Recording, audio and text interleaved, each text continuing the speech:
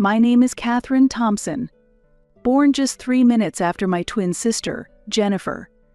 Those few moments marked a significant boundary in our lives. While it was just a 3-minute difference, it immensely shaped our separate paths.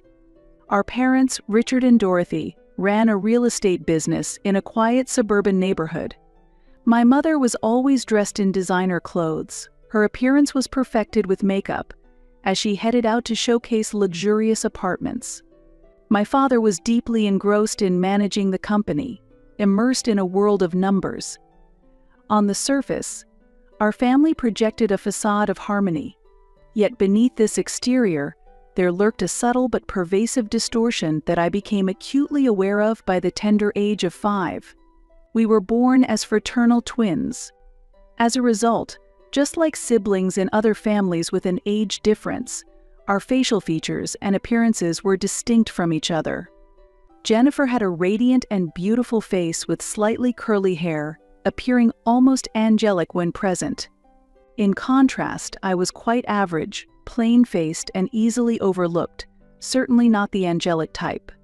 Unlike other parents who might dress their twins in identical outfits, ours chose distinctly different paths for us. Jennifer was adorned in the latest designer wear while I received hand-me-downs or clearance items. She played with genuine Barbie dolls, whereas I had imitation toys from the dollar store. Even our birthday cakes were divided unequally, with Jennifer always getting the larger share on top of receiving more gifts. At the age of 6, Jennifer started ballet lessons. When I asked them if I could take it too, I was told that enrolling both of us was not feasible. Strangely enough, Jennifer's extracurricular activities continued to expand: gymnastics, piano, painting classes. It was evident in our family photos. Jennifer was always at the center, dressed in fancy clothes from upscale children's boutiques, while I blended into the background in generic, mass-produced attire. It felt as though I was an outsider in my own family photos. Each night, as I lay in bed gazing at the ceiling, I would ponder. Perhaps my parents simply do not see me. I managed to endure the disparities in material possessions as a child, understanding that one doesn't require luxurious clothing or toys to live. However, the real pain stemmed from the palpable difference in our parents' affection. Whenever Jennifer spoke, our parents would lean in, hanging on her every word. In contrast, whenever I spoke, their gazes would never settle on me.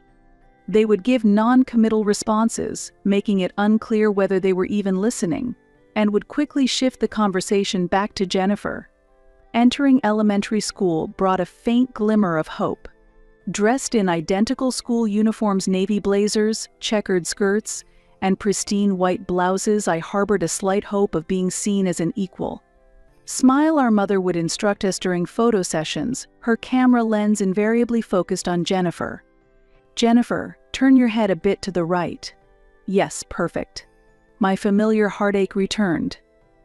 Even in the same uniform, it was clear whom my mother was determined to showcase. Our school environment was a clean, well-ordered space with alphabet charts on the walls and neatly arranged desks. We were twins in the same class, and our teacher, Mizu Johnson, seated us in alphabetical order. Sitting next to each other, we were arranged as Thompson. For once it seemed as though we were treated equally by someone outside our home. However, this semblance of parity was short-lived, dissipating the moment we stepped outside the classroom. The same scene played out every day. My mother's black SUV would pull up, and without a glance in my direction, she'd instruct me, "Catherine, go straight home and do your homework," while turning to Jennifer with a bright smile. "Let's go to your ballet lesson, Jennifer." The week was filled with Jennifer's lessons: ballet on Monday, piano on Tuesday, art on Wednesday, gymnastics on Thursday, and drama on Friday. I would watch them leave, and then head into the silent house alone. I threw myself into my studies, hoping that perfect grades might make my parents notice me. I worked on math problems, practiced the alphabets, and read ahead in textbooks at the kitchen table for hours. After a long silence, I would hear the garage door and their cheerful voices echoing in the hallway.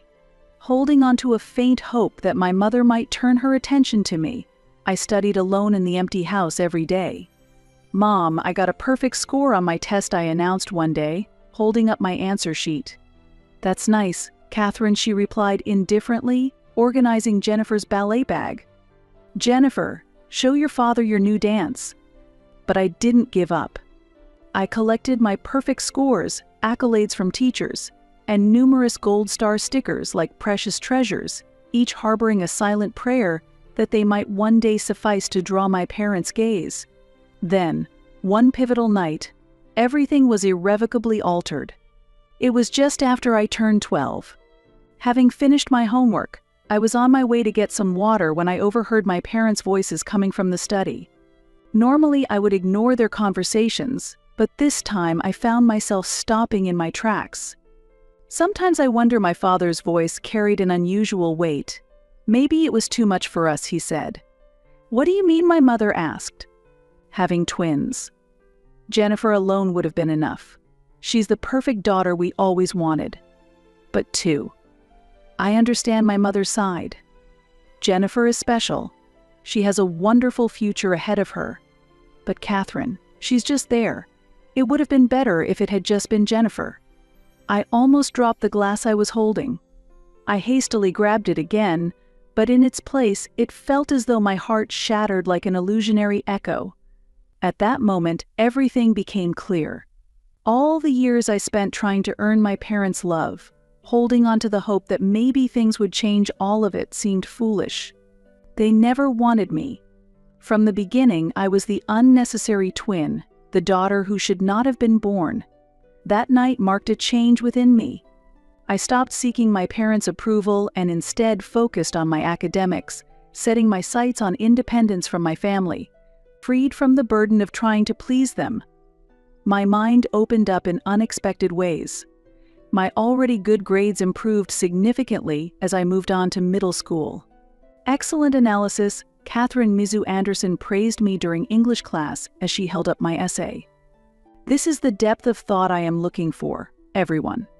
I could feel Jennifer's pencil hitting the desk harder as she sat next to me, her face turning red with frustration. This scenario was repeated in other subjects: math, science, social studies.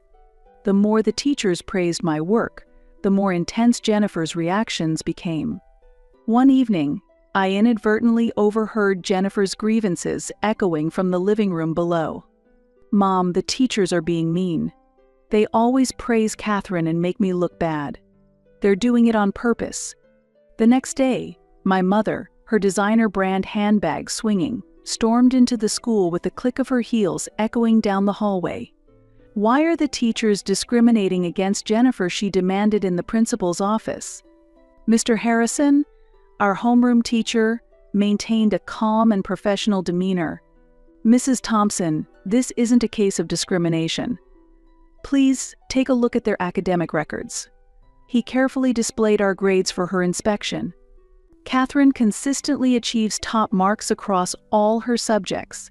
As for Jennifer—" "Are you saying my Jennifer is stupid?" my mother interrupted. "No at all. But Catherine's academic performance is. This is exactly the discrimination I'm talking about. You clearly have a bias against Jennifer. No amount of evidence could convince her otherwise." That day, I heard my mother telling my father, "The teachers are discriminating against our precious Jennifer." Days turned into years, and high school graduation day arrived. When my name was called as the valedictorian, my parents barely clapped. However, when Jennifer walked across the stage, they cheered as if she had won an Olympic gold medal.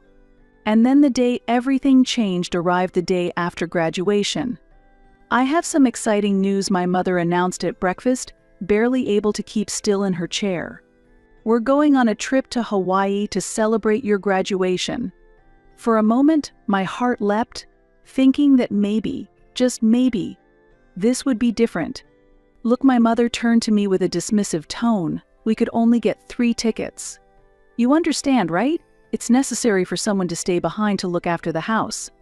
She then tossed a thick envelope in front of me. "Also, take a look at this." As I opened it, inside were numerous unpaid bills and detailed statements of debt. The total amount was staggering. "Sort this out while we're gone," my father stated bluntly. "You're smart, right? You should be able to handle it." Jennifer, stirring her orange juice, smirked smugly. "Don't worry, Catherine. I'll send you lots of pictures from the beach."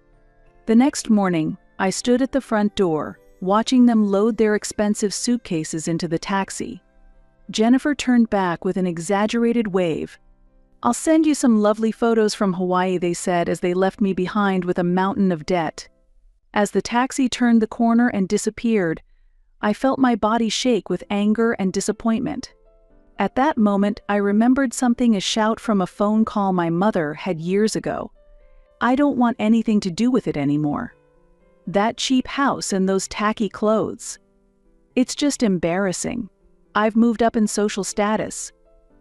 She had screamed, talking to her own parents, my grandparents, whom she referred to as low class and had cut off ties with, the grandparents I had never met.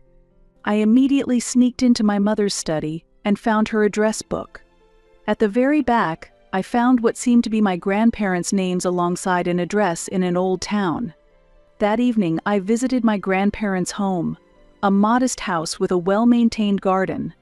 My heart pounded as I rang the doorbell. The door opened and an elderly couple appeared. My grandmother had her gray hair neatly tied back, and my grandfather wore thin-framed glasses. "Who might you be?" They looked puzzled, but their expressions changed as I began to speak. "My name is Catherine Thompson. I believe you are my grandparents." My grandmother covered her mouth with her hand. "Oh, you are Dorothy's." Their warm gazes suddenly made me well up with tears. They invited me inside their home. I sat in their cozy living room, sipping the coffee they offered. They seemed unable to take their eyes off me. "You look just like your mother when she was young," my grandmother said softly, her tone imbued with nostalgia. For the first time, I experienced a sense of genuine recognition. I was recognized for who I was, not evaluated or compared. As I held back tears for years, they finally started to overflow. They left me behind. I began to sob as I told them about the years of differential treatment by my parents, the Hawaii trip, and the statement of debts. By the time I finished, my grandfather's expression had changed. Actually, he began in a firm yet gentle tone, "That house belongs to us. Your parents are merely tenants."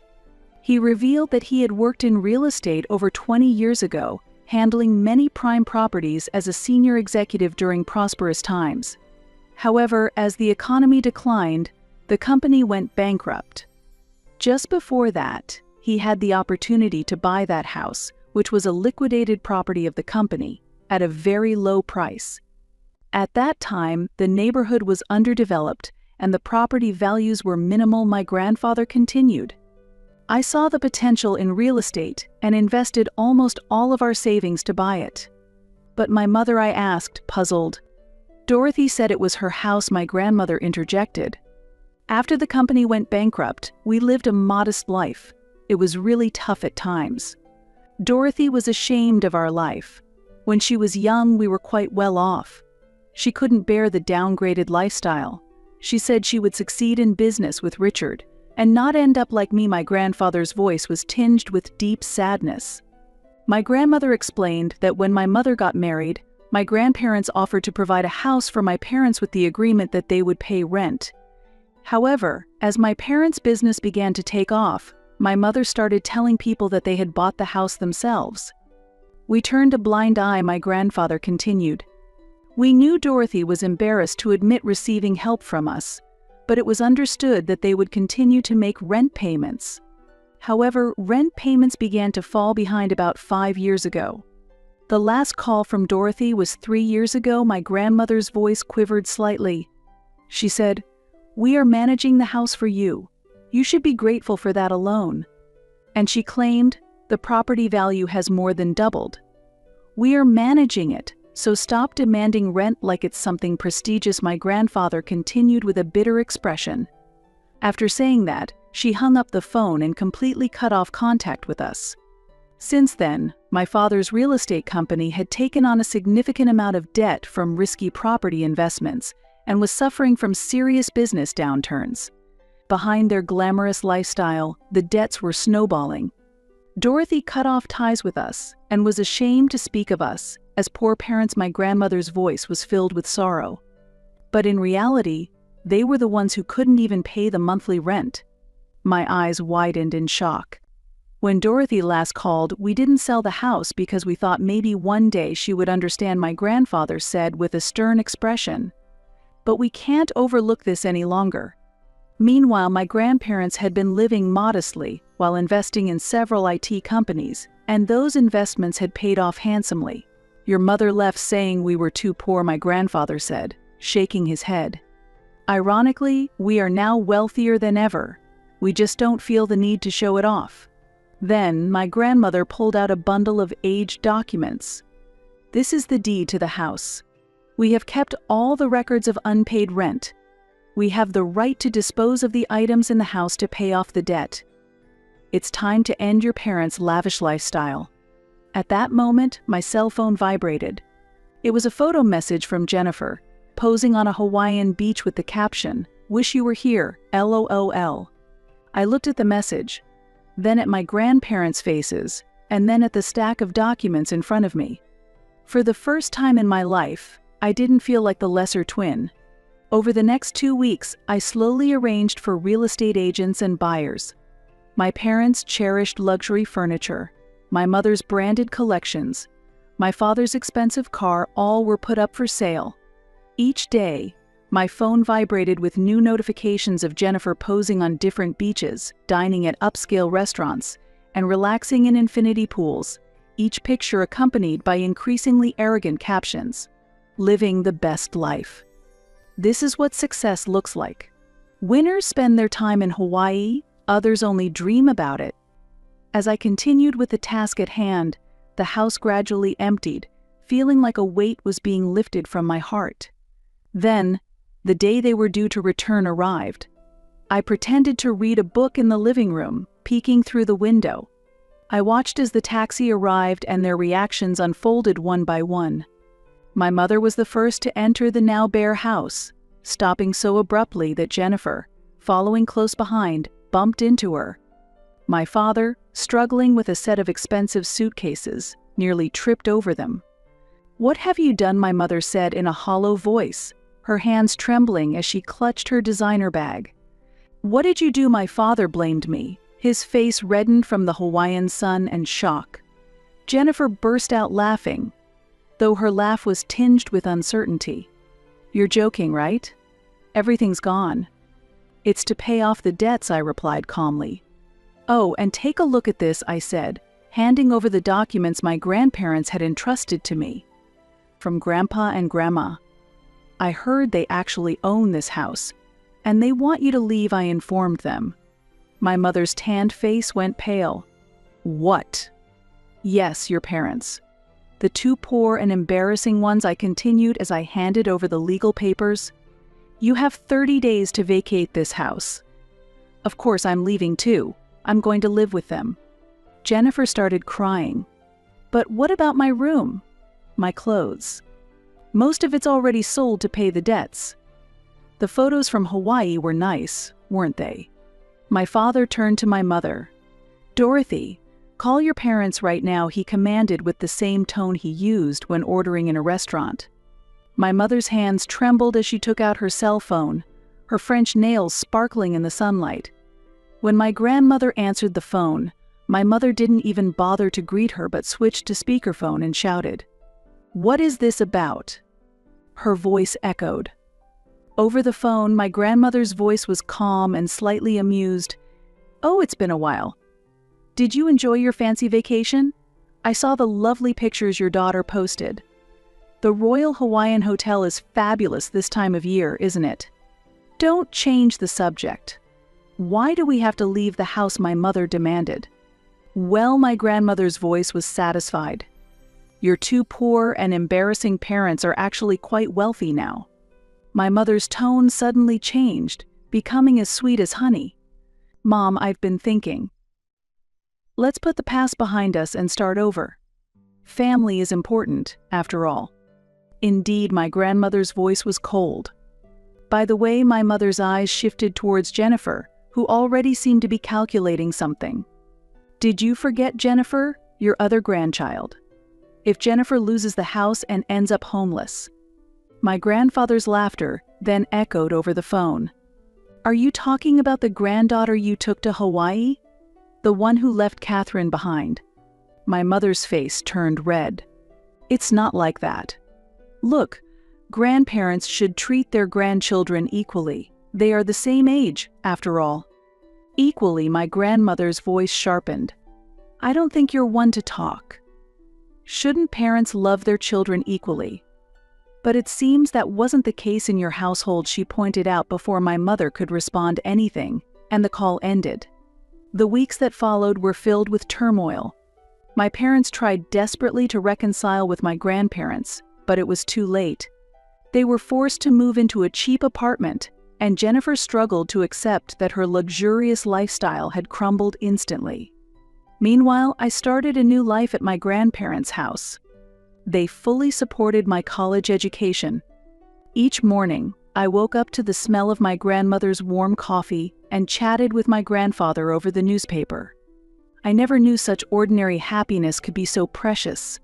As my new life at university began, I chose to study law. I want to specialize in family law in the future, protecting the rights of children who grow up in complex family environments. One evening, after returning from university, my grandmother told me, "Your parents came today." My heart skipped a beat. What did they say? Oh, the usual. Your mother came with a fake smile, offered a hollow apology, tried to probe our financial situation, and hinted about Jennifer's upcoming birthday.